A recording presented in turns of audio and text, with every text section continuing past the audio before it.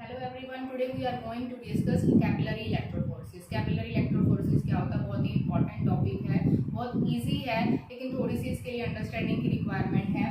So first of all we are going to discuss what is electrophoresis, कि electrophoresis क्या होता है। As electrophoresis as the name suggest, electrophoresis जो है, अगर इसका लिटरल मीनिंग की बात करें तो इसको दो पार्ट हैं। Electro means electricity and phoresis means migration. The word phoresis means migration. So electrophoresis होता क्या है? Electrophoresis is the migration of what? Migration of charged particles. Migration of charge particles, जो सॉल्यूशन जो हमने सैंपल लिया है उसके अंदर जो चार्ज पार्टिकल्स होंगे वो कैसे माइग्रेट करेंगे, कैसे मूव करेंगे, कब मूव करेंगे?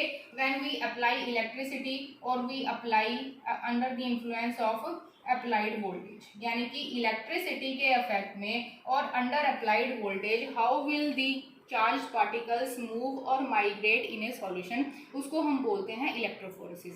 इलेक्ट्रोफोरेसिस जो है मोटे तौर पर दो टाइप के होते हैं, they are of two types. First is zone electrophoresis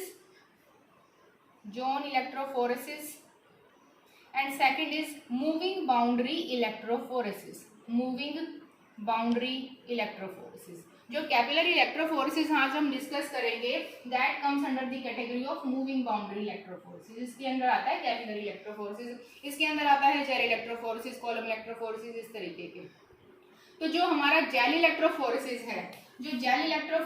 है, उसके अंदर हम क्या यूज करते हैं? वो use gel slab as separation medium. Separation के लिए हम क्या यूज करते हैं? For separation we use gel slab. In capillary electrophoresis what we use capillaries.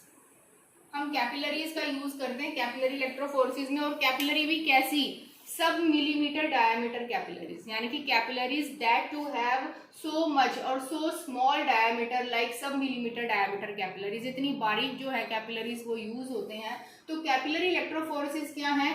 It is a electrokinetic separation method. ये एक सेपरेशन मेथड है जो कि किसके अंडर करा जाता है? अप्लाइड वोल्टेज के अंडर करा जाता है, and it is an analytical technique. और जो सेपरेशन होगा मॉलिक्यूल्स का सैंपल के अंदर जो प्रेजेंट है वो किस पर डिपेंड करेगा? Electrophoretic mobility of the sample.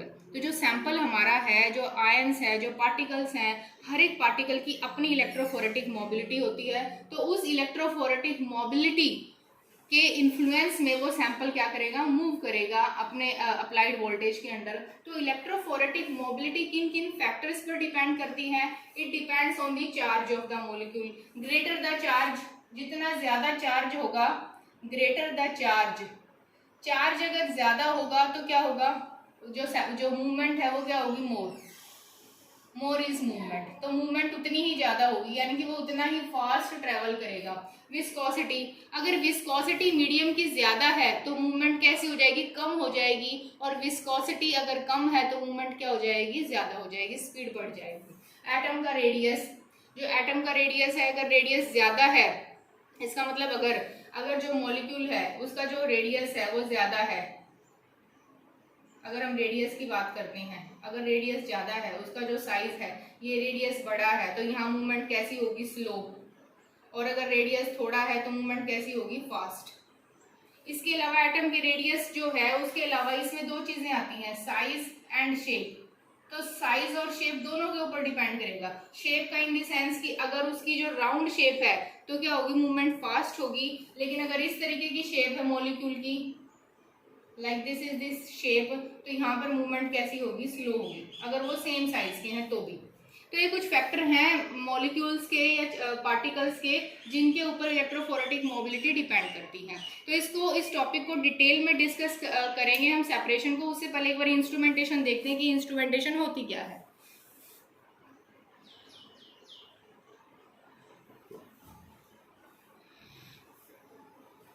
जो बेसिक इंस्ट्रूमेंटेशन है, जो बेसिक इसकी इंस्ट्रूमेंटेशन होती है वो इस तरीके की होती है कैपिलरी इलेक्ट्रोफोरेसिस में। तो कैपिलरी इलेक्ट्रोफोरेसिस में हमारे पास क्या क्या एपरेटस और इंस्ट्रूमेंट होते हैं? Sample vial, this is the sample vial जिसके अंदर हम सैंपल रखते हैं। उसके बाद होता है source and destination vial, this is the source vial, this is the destination vial. जो सोर्स और डेस्टिनेशन वॉयल्स हैं they are filled with aqueous, buffer solution. They are filled with aqueous buffer solution or you can say electrolytes. Electrolytes present होते हैं या buffer solution present होता है इन दोनों में. यहाँ लिखा भी हुआ buffer reservoir. एक कैपिलरी होती है, this is the capillary, जो ये यहाँ है, this is the capillary which is used for the separation. This is the capillary. तो ये कैपिलरी सोर्स से कहाँ तक जाएगी? डेस्टिनेशन वायल तक जाएगी. Then electrodes, these are electrode. ये एनोड है, एनोड पॉजिटिव चार्ज पर होता है, कैथोड क्या होता है? नेगेटिवली चार्ज इलेक्ट्रोड होता है. A high voltage power supply, this is the high voltage power supply. High voltage power supply ये क्या करेगा? ये ऑन ऑफ रहता है. जब हमें सेपरेशन करना होता है तो हम स्विच ऑन कर देंगे. डिटेक्टर होता है. तो जो एक कैपिलरी है, कैपिलरी का जो कैथोड वाला एंड होता है उसके पास हमारे पास क्या होता है? वहां पर हमारा क्या लगा होता है? डिटेक्टर लगा होता है. ये डिटेक्टर जो है डिटेक्ट करेगा जो भी मॉलिक्यूल्स आएंगे. अब जब डिटेक्टर का जो आउटपुट है that is send to the computer और द डाटा हैंडलिंग डिवाइस. तो जो डिटेक्टर में जो भी आउटपुट या डिटेक्टर ने जो भी कुछ डिटेक्ट किया है वो किसके पास इंफॉर्मेशन जाती है? कंप्यूटर पर जाती है या डाटा हैंडलिंग डिवाइस में जाएगी. वहां पर जो इंफॉर्मेशन आएगी that comes in the forms of a graph. तो ये इस तरीके का ग्राफ आता है. यहाँ पर टाइम होता है, यहाँ पर एब्जॉर्बेंस वी कैन से इस तरीके से. तो ये इस तरीके से पीक आ जाती हैं सैंपल की. These are the peaks of the sample. कितने टाइम में वो आया है, कितना उसने एब्जॉर्ब किया है, इस तरीके से वो जो है पीक आ जाएंगी मॉलिक्यूल्स की. और जो ये एरिया है, area of the peak, area of the peak,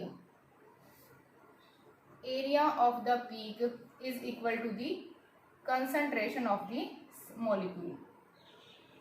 जितनी कंसंट्रेशन है मॉलिक्यूल की और आयन की और पार्टिकल की, तो उसकी कंसंट्रेशन जितनी होगी उतनी ही उसका जो पीक का है वो एरिया होगा. और इस तरीके से हमारे पास जो है अलग अलग पीक आ जाएंगी. अभी जो इस वाले लेक्चर में हमने डिस्कस किया है कि इलेक्ट्रोफोरेसिस होता क्या है, कैपिलरी इलेक्ट्रोफोरेसिस क्या है, बेसिक इंस्ट्रूमेंटेशन क्या है. अगले जो लेक्चर है हमारा उसमें हम डिस्कस करेंगे कि सेपरेशन कैसे होगी. लेकिन एक बार हम इसका जो बेसिक डायग्राम है या जो बेसिक वर्किंग है वो एक बार देख लेते हैं होता कैसे है. कि इसमें होता क्या है कि इस तरीके से सेटअप होता है. 2 रिजर्वायर होते हैं. इन रिजर्वायर के अंदर क्या फिल होता है? ये बफर फिल होता है या फिर इलेक्ट्रोलाइट फिल होता है. तो जो कैपिलरी है वो इस तरीके से दोनों बफर सॉल्यूशन के अंदर जो है प्लेस होती है. तो ये जो मूवमेंट है, मूवमेंट कहाँ से होगी? From anode to cathode. Movement होती है मॉलिक्यूल की एनोड से, इसलिए इसको सोर्स वायल बोला है. यहाँ से मूवमेंट होगी और डेस्टिनेशन क्या है? वो ये वाली वायल है. तो जब यहाँ से मूवमेंट होगी तो जो मॉलिक्यूल आ रहा है, जो सबसे पहले आ रहा है वो डिटेक्ट हो जाएगा. जो सेकंड नंबर पर, अगर ये फर्स्ट था, ये सेकंड था, ये थर्ड है, ये फोर्थ है, तो जो जिस टाइम पर आएगा वो डिटेक्ट होता जाएगा और वो सारी इंफॉर्मेशन कहाँ जाएगी? कंप्यूटर के पास जाएगी. और कंप्यूटर उस हिसाब से इलेक्ट्रोफिरोग्राम. तो कंप्यूटर से हम क्या बनाते हैं? ये जो ग्राफ होता है इसको हम बोलते हैं इलेक्ट्रोफिरोग्राम. इलेक्ट्रोफिरोग्राम इस तरीके से प्रोड्यूस हो जाएगा.